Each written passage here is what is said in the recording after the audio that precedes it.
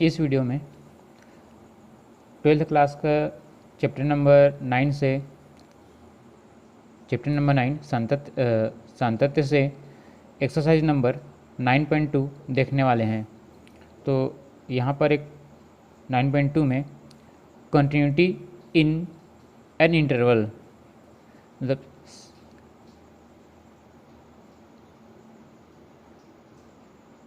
Continuity in an interval कहने का मतलब एक अंतराल में सांतत्य के बारे में देखते हैं यहाँ पर। तो यहाँ पर फर्स्ट डेफिनेशन ये है, एक फलन f(x) एक ओपन इंटरवल a b में संतत कहलाता है यदि यह a b में प्रत्येक बिंदु पर संतत है।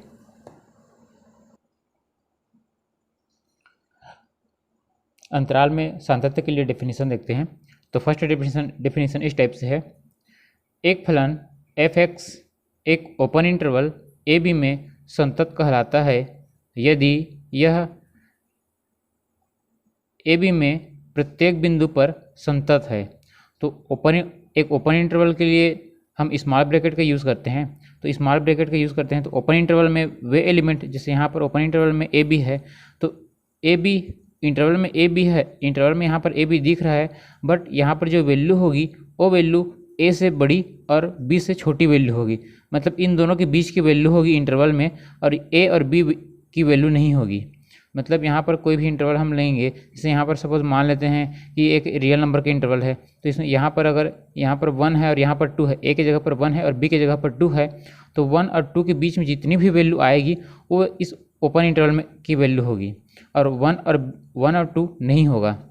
तो यहाँ पर देखते हैं, तो a और b के बीच में जितने भी पॉइंट होंगे, यहाँ पर लिखे प्रत्येक पॉइंट बोले हैं, तो a और b के बीच में जितने भी पॉइंट होंगे उन सभी पॉइंट पर ये ओपन इंटरवल संतत होगा, मतलब संतत है। अगर इन दोनों के बीच के प्रत्येक बिंदु पर अगर संतत है, उस कंडीशन में ओपन इंटरवल ए बी में संतत कहलाता है। इसी टाइप से सेकंड डेफिनेशन देख लेते हैं, f(x) एक क्लोज्ड इंटरवल ए बी में संतत कहलाता है। तो यहाँ पर हम लोग क्लोज्ड इंटरवल के लिए बड़ा ब्रैकेट यूज़ करते हैं। तो यहाँ पर जो क्लोज्ड इंटरवल है, तो इस इंटरवल में ए बी यहाँ पर है, तो यहाँ पर ए से लेकर के बी तक की सभी वैल्यू होंगी।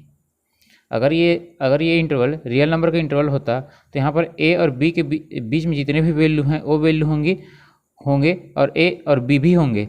बट यहाँ पर जो ओपन इंटरवल है, यहाँ पर ए और बी के बीच की वैल्यू ही होंगे, और यहाँ पर जो क्लोज्ड इंटरवल है, यहाँ पर ए से लेकर के बी तक की वैल्यू होंगी। मतलब इसमें ए बी की वैल्यू इंक्लूड है और यहाँ पर ए बी की वैल्यू इंक्लूड नहीं है, केवल यहाँ पर बीच की वैल्यू है, और यहाँ पर बीच की वैल्यू भी है और ए और बी भी है। तो यहाँ पर देखते हैं किस कंडीशन में ये जो क्लोज इंटरवल है वो संतत कहलाता है। तो यहाँ पर फर्स्ट कंडीशन ये है, यहाँ पर 3 है। तो यहाँ पर फर्स्ट वाला है ये है कि f(x) open interval A B, मतलब यहाँ पर ये क्लोज इंटरवल संतत कहलाएगा यदि इसका ओपन इंटरवल होगा वो संतत होगा तब। और सेकंड नंबर ये है कि limit x tends to a plus f(x) equal fa। कहने का मतलब ये है, यहाँ पर a है, क्लोज इंटरवल में a है, तो इसके जो दाईं तरफ की वैल्यू है, तो प्लस वाला हम राइट हैंड लिमिट के लिए लेते हैं। तो इसके a के बाद जितनी भी वैल्यू हैं, अगर a के बाद की वैल्यू की ओर अगर संतत है तब होगा। और थर्ड वाला ये है, limit x tends to b minus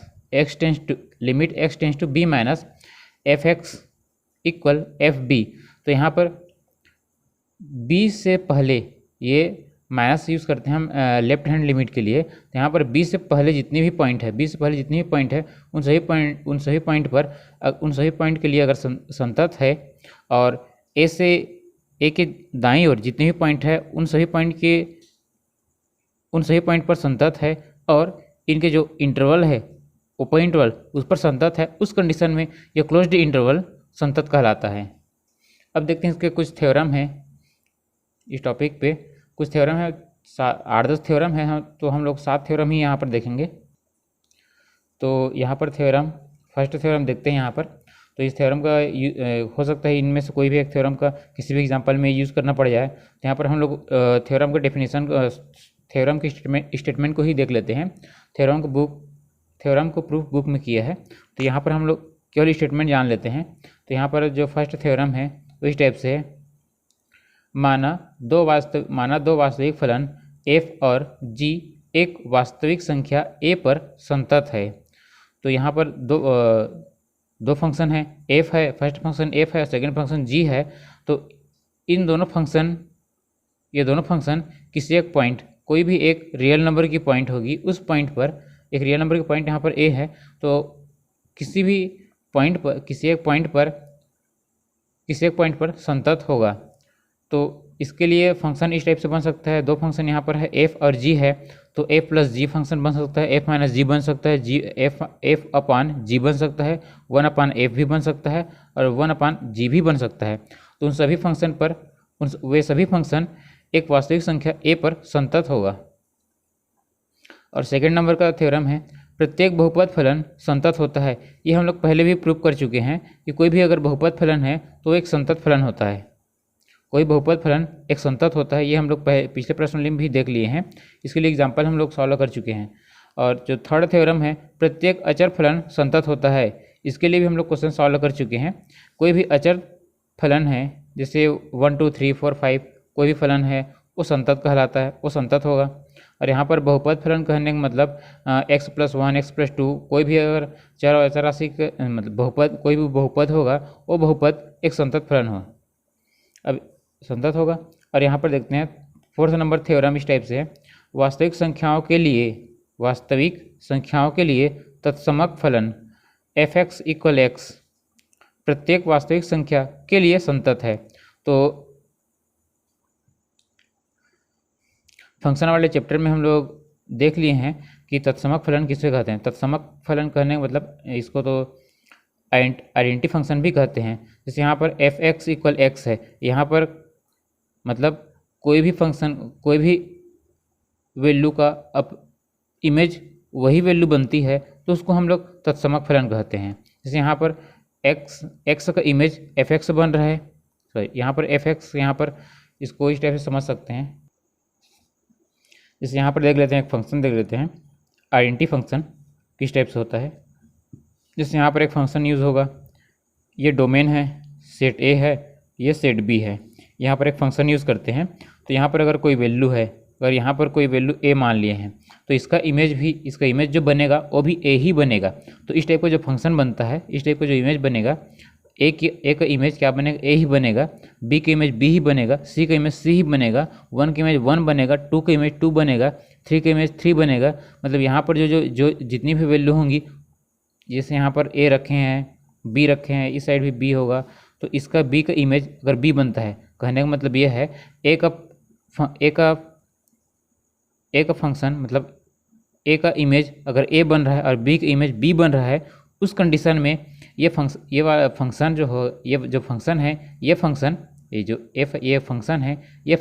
identity function होगा।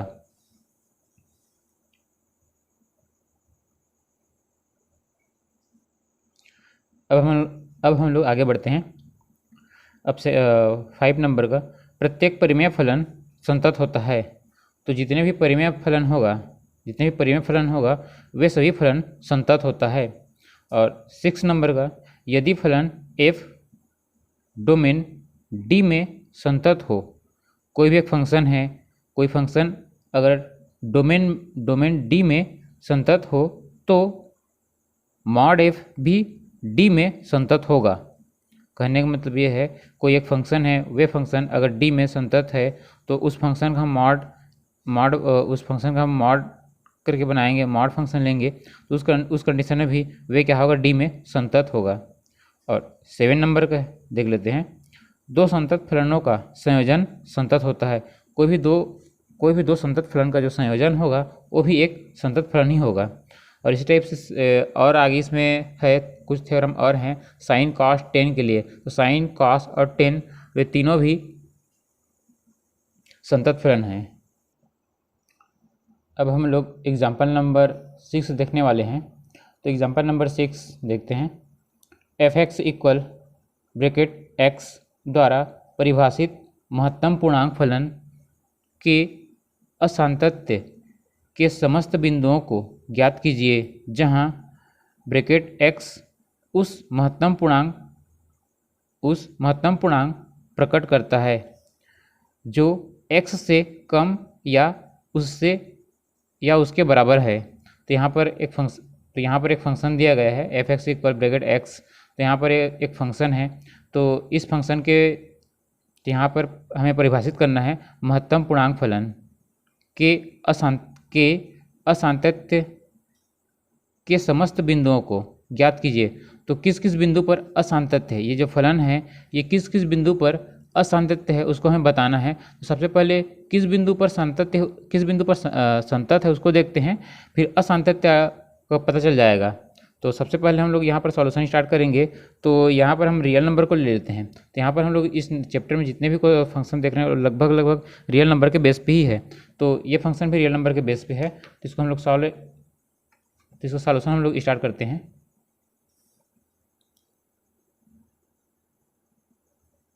सॉल्यूशन यहाँ पर f(x) इक्वल x। तो हम ये मान लेते हैं कि ये एक रियल नंबर का फंक्शन है। तो यहाँ पर ये जो फंक्शन है मानना नहीं पड़ेगा, ये जो फंक्शन है ये फंक्शन एक रियल नंबर फंक्शन है। रियल नंबर फंक्शन के लिए हम डिफाइन करेंगे। तो रियल नंबर फंक्शन के लिए हम डिफाइन करेंगे तो रियल नंबर में पॉइंट वाली वैल्यू भी होती है और पूर्णांक वाली वैल्यू भी होती है। तो सबसे पहले हम लोग इसको पॉइंट वाली वैल्यू के लिए देख लेते हैं। जो ऐसी वैल्यू जो पूर्णांक ना हो, तो पूर्णांक नहीं है उसके लिए हम लोग सबसे पहले इसको हम जांच कर लेते हैं संतत है या असंतत। उसके बाद पूर्णांक के लिए हम लोग देख लेंगे। तो यहाँ पर मान लेते हैं कोई एक रियल नंबर की कोई वैल्यू लेना पड़ेगा। माना कि a एक रियल नंबर है। यहाँ पर a एक रियल नंबर है। तो यहाँ पर दो केस बनेगा। तो फर्स्ट केस यहाँ पर स्टार्ट करते हैं, फर्स्ट केस बनाते हैं।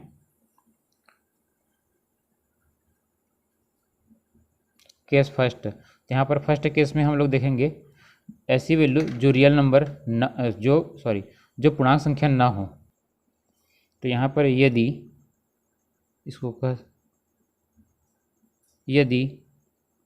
a एक पूर्णांक संख्या नहीं है, यदि यहाँ पर जो रियल नंबर की एक वैल्यू लिए हैं हम अपने से a लिए हैं, तो यदि यहाँ पर मान लेते हैं कि a एक पूर्णांक संख्या नहीं है, तो a एक पूर्णांक संख्या नहीं है, तो इसके लिए हम फंक्शन को चेक करते हैं। तो यहाँ पर पूर्णांक संख्या नहीं है तो इस टाइप से बनेगा ये f(x) इक्वल यहाँ पर fa ले लेते हैं। x की जगह पर हम लोग a यूज़ करेंगे, तो fa इक्वल a। अब हम यहाँ पर लिमिट यूज़ कर लेते हैं, limit x tends to a f(x) equal fa। तो इसकी वैल्यू होगी a। तो यह संतत होगा उन वैल्यू के लिए जो पूर्णांक नहीं है। तो पूर्णांक नहीं है उन सभी के लिए ये जो फंक्शन है ये संतत होगा। तो यहाँ पर हम लोग लिख सकते हैं, इसको ऐसा भी लिख सकते हैं और करके इसको इस टाइप से अरेंज कर लेते हैं। Limit x tends to a f(x) equal limit x tends to a limit x tends to a। अब यहाँ पर हम वैल्यू रख लेते हैं। तो यहाँ पर हम लोग f(x) की वैल्यू पुट करेंगे, तो f(x) की वैल्यू ब्रैकेट x होगा। अब यहाँ पर इसकी जो वैल्यू है, तो यहाँ पर x की वैल्यू हम लोग a पुट कर सकते हैं। तो ये ऐसा होगा, यहाँ पर लिमिट यूज़ नहीं करना पड़ेगा, ब्रैकेट a। और जो ब्रैकेट a है, जो ये वाला a है, ये होगा fa होगा, ये वाला fa होगा। इसको हम ये लिख सकते हैं एफ ए, मतलब इस लाइन को नहीं लिखेंगे तो भी चलेगा, डायरेक्ट यहाँ से स्टार्ट कर सकते हैं। यहाँ पर लिख सकते हैं limit x tends to A F X, तो यहाँ पर फंक्शन में हम वैल्यू पुट करेंगे, एफ एक्स की जगह पर वैल्यू पुट करेंगे ब्रैकेट x। अब यहाँ पर हम लोग लिमिट यूज़ करेंगे तो यहाँ पर हम लोग को वैल्यू मिल जाएगी a, मतलब ब्रैकेट a मिलेगी और इसकी वैल्यू होती है एफ ए। तो यहाँ पर हम लोग के पास यहाँ पर ये प्रूफ हो गया कि जो पूर्णांक संख्या नहीं है, यहाँ पर क्या माने थे हम लोग, यदि a एक पूर्णांक संख्या नहीं है, यदि a एक पूर्णांक संख्या नहीं है तो उसके लिए ये जो फंक्शन है, ये वाला फंक्शन है F X equal bracket x वह संतत होगा। अतः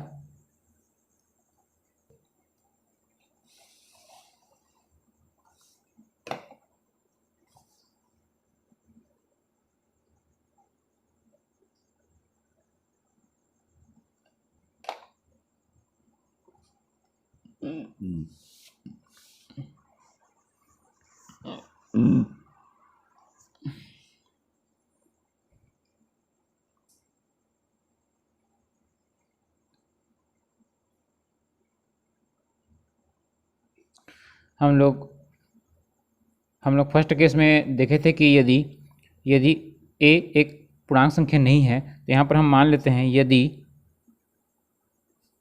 a एक पूर्णांक संख्या है, यदि हम ये मान लेते हैं कि a यदि एक पूर्णांक संख्या है तो इसके लिए हम लोग स्टार्ट करते हैं। तो यहाँ पर लेफ्ट और राइट दोनों के लिए यूज़ कर सकते हैं। तो स्टार्ट करते हैं हम लोग limit x tends to a minus F X equal, तो एफ ए यहाँ पर पॉइंट ए के लिए लेंगे तो यहाँ पर इस टाइप से लिख सकते हैं हम लोग इसको एफ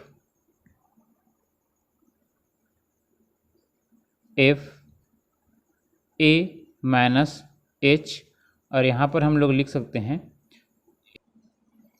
तो स्टार्ट करते हैं यहाँ से, लिमिट यहाँ होगा लिमिट h टेंस टू 0। अब जो इसकी वैल्यू जो होगी वो होगी इसकी वैल्यू a -1 होगी। अब -1 क्यों होगी यहाँ पर मैं बताऊँगा, तो एक प्लस के लिए पहले ले लेते हैं फिर बता दूँगा यहाँ पर। तो यहाँ पर हम लोग प्लस के लिए लेंगे limit x tends to a plus F X equal limit h tends to 0 F A plus H, तो इसकी जो वैल्यू होगी वो होगी a। अब यहाँ पर a और यहाँ पर a-1 क्यों लिखा है यहाँ पर बता देते हैं।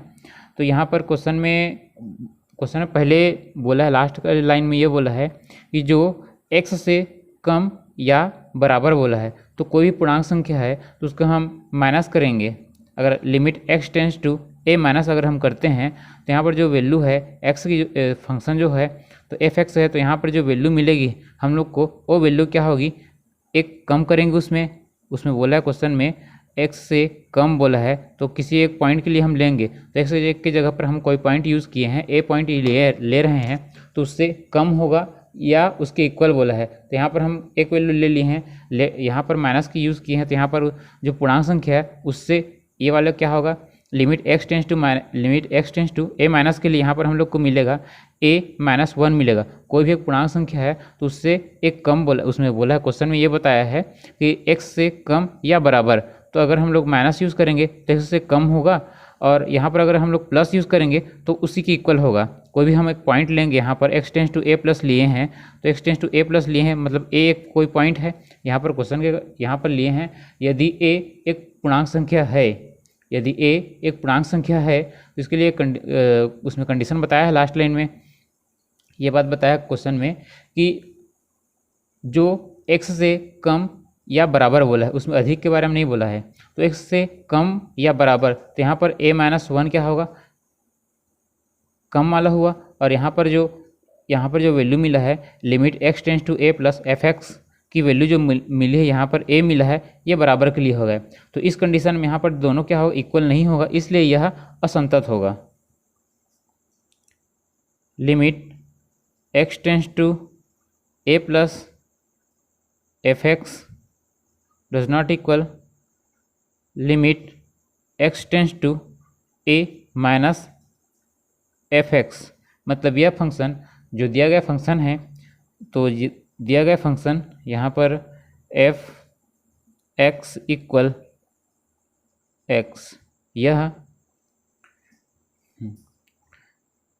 तो ये जो फंक्शन है, तो ये फंक्शन जो है यह फंक्शन है यह पूर्णांक संख्याओं के लिए असांतत्य है। पूर्णांक संख्याओं के लिए असांतत्य है।